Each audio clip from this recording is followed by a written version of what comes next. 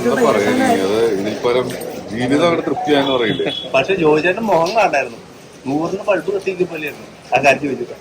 നമ്മളെവിടെ നിന്ന് നിങ്ങൾ ആലോചിക്കുക, നമ്മളെവിടെ നിന്ന് വന്നു അവിടെ ഇരിക്കുമ്പോൾ ഇത്രയും വലിയൊരു മനുഷ്യൻ നമ്മളെ കുറിച്ചൊക്കെ പറയുമ്പോൾ അത് എന്താ പറയാ, ജീവിതം തൃപ്തിയെന്ന് പറയണ മൊമെന്റ് ആയിരുന്നു.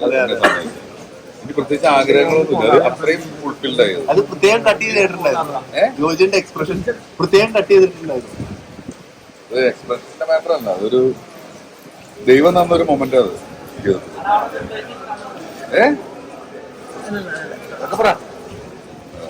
കേട്ടോ. അപ്പൊ ശരി, ശാന്തി ലൈഫ് പണം പൊളിക്കും, വെറുതെ പറയുന്നതല്ല.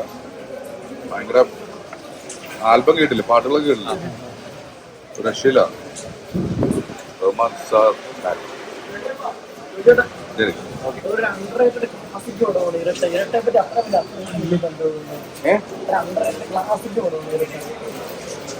അണ്ടർറേറ്റഡ് എന്ന് പറയാൻ പറ്റത്തില്ല, കാരണം എന്താ വെച്ചാൽ സിനിമ OTT വന്നു കഴിഞ്ഞപ്പം നെറ്റ്ഫ്ലിക്സിൽ 19 രാജ്യങ്ങളിൽ ഒരു മാസത്തോളം ടോപ്പ് 10 ലിസ്റ്റിലുണ്ടായിരുന്നു പടം, പല രാജ്യങ്ങളിലും.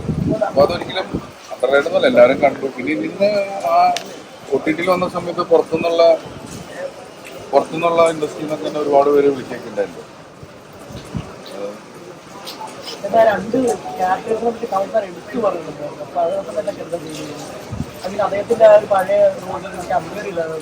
ചങ്കിടിക്കായിരുന്നു ഇത് എന്ത് ആരുടെ മുന്നിൽ വെച്ചാൽ മണി സാർ ഇത്രയും വലിയൊരു ഫംഗ്ഷനിൽ ഞാൻ തന്നെ ഒരു സൈഡായിട്ട് നിൽക്കുന്ന ഒരാളാണ്. അപ്പൊ ഇങ്ങനെയൊക്കെ പറയുമ്പോൾ നിങ്ങളൊന്ന് ആലോചിച്ച് നോക്കിയാൽ നിനക്ക് എന്ത് കാണുമ്പോൾ തോന്നുന്നത് എന്താണ്. അതുപോലെ തന്നെ അത് ഞാൻ ഭയങ്കര ഹാപ്പി.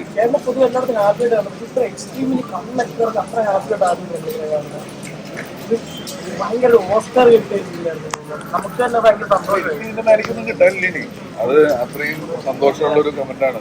കാരണം അത് ആഴെ പറഞ്ഞെന്നുള്ളതാണല്ലോ. നമ്മളിപ്പോ ഒരു സിനിമയുടെ അഭിപ്രായം പറയുന്നതും അല്ലെങ്കിൽ റിവ്യൂ പറയുന്നതും സിനിമയെ കുറിച്ച് ഒപ്പീനിയൻ പറയുന്നതും ആര് പറയുന്നു എന്നുള്ളതിന്റെ ഒരു വലിയ കാര്യമാണ്. ചുമ്മാ പോയിട്ട് ഒരുത്തെങ്കിലും പറഞ്ഞതുകൊണ്ട് അത് റിവ്യൂ ആവുന്നില്ല. അത് അവർക്ക് ശൈലി ഇഷ്ടപ്പെടുന്നുണ്ട്, ചിലപ്പോൾ പലർക്കും ഇഷ്ടപ്പെടുന്നുണ്ടാവുമായിരിക്കും. പക്ഷെ ഇത് സിനിമ എന്താന്ന് 4 വയസ്സ് മുതൽ വന്ന് സിനിമ പഠിച്ച് ഒരു നടന്റെ എക്സ്ട്രീം എവിടം വരെ പോകാന്നുള്ളത് കാണിച്ച് അതിനുശേഷം ചിത്രങ്ങളായ സ്ക്രിപ്റ്റുകൾ എഴുതി അതിനുശേഷം സിനിമ ഡയറക്റ്റ് ചെയ്തു. ആ ഡയറക്ഷൻ പടങ്ങളൊക്കെ ഇപ്പോഴും ഔട്ട്സ്റ്റാൻഡിംഗ് ആണ്. അത്രയും വലിയൊരു മനുഷ്യനെ ഒരു കാര്യം പറയാന്ന് പറയുമ്പോൾ നമ്മൾ ചെയ്ത ഒരു കാര്യം ശരിയായെന്ന് അറിയുമ്പോൾ ഒരു സന്തോഷമുണ്ട്. അത് ഭയങ്കര ആര് പറയുന്നു എന്നുള്ളത് വലിയൊരു ഇമ്പോർട്ടൻ്റ് ആയിട്ടുള്ള കാര്യം.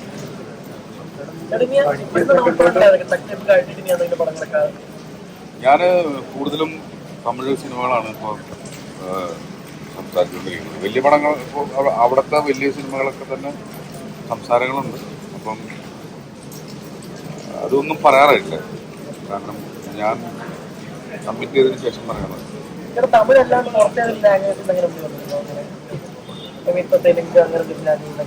തെലുങ്ക് അറിയാത്ത, തെലുങ്ക് ഹിന്ദി തൽക്കാലം ഒന്ന് ചവിട്ടി പിടിച്ചിരിക്കുകയാണ്.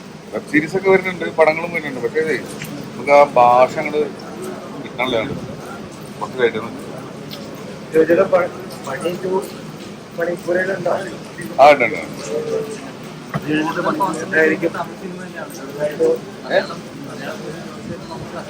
അല്ല, ഞാൻ കോൺസെൻട്രേറ്റ് ചെയ്യുന്നത് സിനിമയാണ്. അപ്പൊ നല്ല സിനിമ എവിടെ നിന്നല്ല അവിടെ നിന്ന് ചെയ്യാന്നുള്ളതാണ്. നല്ല ഡയറക്ടർ, നല്ല പ്രോജക്റ്റ്, അതിപ്പോ ഒരു ഒന്നും നോക്കില്ല, അതിന് വേറെ മാനദണ്ഡങ്ങളില്ല.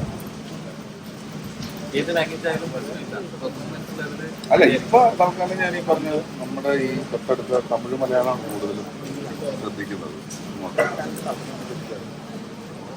കാട്ടാളം മുറിഞ്ഞില്ലേ മറ്റേ ജോയിച്ചാറിന്റെ പടം, അതിനുശേഷം അതുപോലൊരു മാസ് പടം ജോയിച്ചാറിന്റെ ഭാഗത്ത് വന്നിട്ടില്ല. അതെന്തായിരിക്കും അതിന്റെ കാരണം? അത് ചൂട്ടിയാത്തിയാണോ അല്ലെങ്കിൽ റിപ്പീറ്റേഷൻ വേണ്ടാന്ന് നോക്കിട്ടാണോ?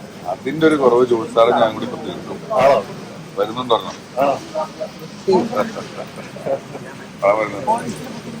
ശരി, താങ്ക് യു. ഓക്കേടാ. എനിക്കറിയില്ല, ഞാൻ നമ്പർ തരാം, നീ ഒന്ന് വിളിച്ചു വയ്ക്കുന്നത്.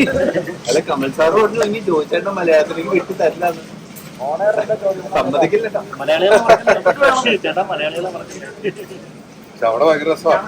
അതല്ലേ, അവിടെ ടേക്ക് കെയർ ചെയ്യുന്ന രീതി, നമ്മളെ ആ ഒരു രീതി ഭയങ്കര ഡിഫറെന്റ് ആണെന്ന് ജയറാമേട്ടനൊക്കെ പറഞ്ഞു. അത് ഭയങ്കര കാരണം അവര് എന്താന്നറിയില്ല അത് നമ്മൾ ഭയങ്കര കംഫർട്ടബിൾ ആയി പോകുന്ന ഒരു സാഹചര്യം ഉണ്ട് എന്തായാലും എല്ലാ അർത്ഥത്തിലും. ശരി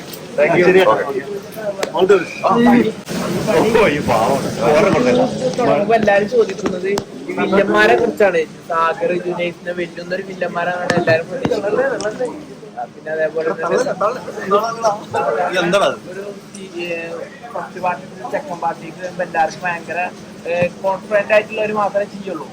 അപ്പൊ അത് പെട്ടെന്ന് തന്നെ അവിടെ ഇപ്പോ സാധാരണ നോർമലി ഫസ്റ്റ് പാർട്ട് 2 വർഷം 3 വർഷം കഴിഞ്ഞിട്ട് ചിലവരാണ് സെക്കൻഡ് പാർട്ട് തുടങ്ങാറ്. പെട്ടെന്ന് ഇത് ഓൾറെഡി പ്ലാനിൽ ഉണ്ടായിരുന്നു അല്ലെങ്കിൽ പിന്നെ ഞാനത് ആദ്യം ഈ സിനിമ ചെയ്യുന്ന സമയത്ത് ചെയ്ത് തുടങ്ങി അതിന്റെ ഒരു എടുത്തിരിക്കുന്ന സമയത്ത് തന്നെ ഞാൻ ഈ ജോണറിലുള്ളൊരു 2 പടം കൂടി ചെയ്യുന്നുണ്ടായിരുന്നു. പിന്നെ അങ്ങനത്തെ പടങ്ങൾ ചെയ്യാതിരിക്കുക. അപ്പൊ ആ 2 പടങ്ങളുടെ ഒരു ഉദാഹരണം എന്റെ മനസ്സിലുള്ളതാണ്. അപ്പൊ അത് ചെയ്യാൻ പോകുന്നതിന്റെ ഒരുവിധപ്പെട്ട കാസ്റ്റിങ്ങും ഒരുവിധപ്പെട്ട ഒരു 2 ഡ്രാഫ്റ്റ്സ് ഒക്കെ എഴുതി കഴിഞ്ഞ ഒരു പടമാണ്. പക്ഷെ അത് കഴിഞ്ഞ സിനിമയായിട്ട് യാതൊരു ബന്ധവുമില്ല. പിന്നെ അത് മാത്രമല്ല ആ സിനിമ ഇഷ്ടപ്പെട്ടവർക്ക് മാത്രമേ ഈ പടവും ഇഷ്ടപ്പെടാൻ ഞാൻ ഒരുപാട് പേർക്ക് പണി ഇഷ്ടപ്പെട്ടിട്ടില്ല. അപ്പൊ അതുകൊണ്ട് അത് അവർക്ക് ഫോളോ ചെയ്യാൻ പറ്റുന്ന ഒരു പടമായിരിക്കില്ല. അത് ഇഷ്ടപ്പെട്ടവർക്ക് കുറച്ചും കൂടി ഇഷ്ടപ്പെടാൻ സാധ്യതയുള്ള ഒരു സിനിമയാണ്. അത് വേറെ കഥാപാത്രങ്ങൾ, വേറെ കഥ, വേറെ വേറെ ഒന്നുമില്ല. പണി ഞാൻ പറഞ്ഞില്ലേ, പണി എന്നുള്ള ആ സിനിമയിൽ നിന്ന് അതിന്റെ ഒരു കണ്ടന്റ് ഞാൻ എടുക്കുന്നുണ്ട്. ആ സിനിമ ആ ഒരു ജോണർ പണിയുടെ സിനിമയുടെ ഒരു ജോണർ ഉണ്ടല്ലോ. നമുക്ക് എന്താണോ സിനിമ കണ്ടപ്പോൾ തോന്നിയ അങ്ങനത്തെ ആ ജോണറിലാണ് എന്റെ 2 സിനിമകൾ അടുത്ത് വരുന്നത്.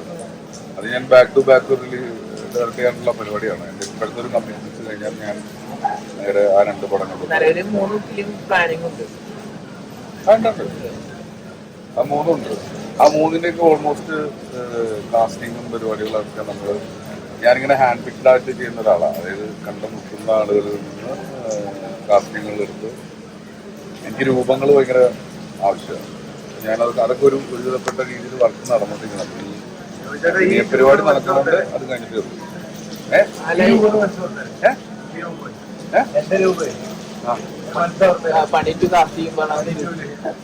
അല്ല കിരിയാറ്റിൽ മാത്രമാണോ പണി 2ലേക്ക് വരുന്ന വേറെ കഥാപാത്രങ്ങൾ?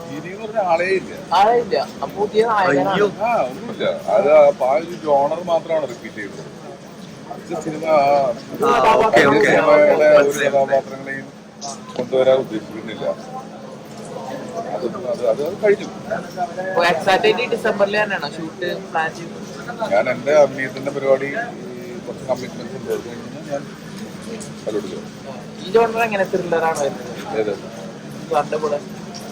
ഇതോ ഒന്നും ഞാൻ പറയാൻ പാടില്ല. അല്ല ജോയിച്ചേട്ടൻ പറയും. ജോയിച്ചേട്ടനെ അത് ഞാൻ റിപ്പീറ്റ് ചെയ്ത് പറയണം. അല്ല ജോയിച്ചേട്ടൻ എന്താ പറയണ? നല്ല രസമുള്ള സ്ക്രിപ്റ്റാണ്, നല്ല രസമുള്ള പടമാണ്. അതായത് അത് അദ്ദേഹം വേറൊരാളുടെ സ്ക്രിപ്റ്റ് എടുത്ത് ചെയ്യുമ്പോൾ അത്ര ഷുവർട്ടില്ലാത്തൊരു പടം ചെയ്യും. അദ്ദേഹം സ്വന്തമായിട്ട് എഴുതി വലിയ ഹിറ്റുകൾ സമ്മാനിച്ചിട്ടുള്ള ഡയറക്ടറാണ്.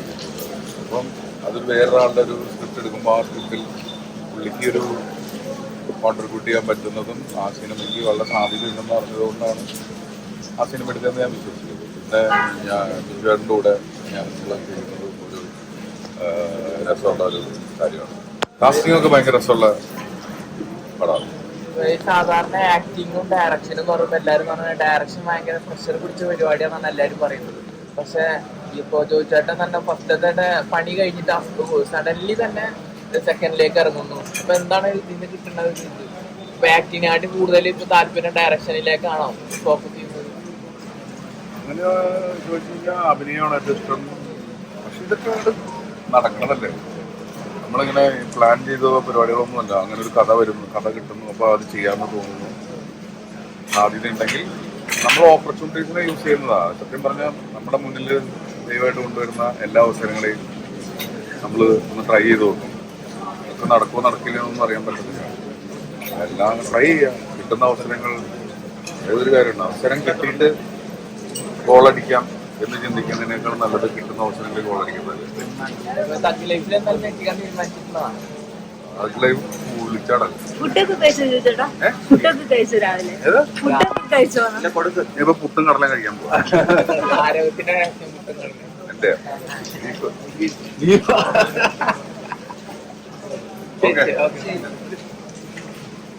കുറെ കാലത്തിന് ശേഷം ഇത്രയും വലിയൊരു ഇന്റർവ്യൂ ഞാൻ കൊടുത്തിട്ടില്ല കേട്ടോ. അതാണ് കേട്ടി കിട്ടില്ലേ. ഭയങ്കര ഇന്റർവ്യൂ ആയിരുന്നു. Updation thank you.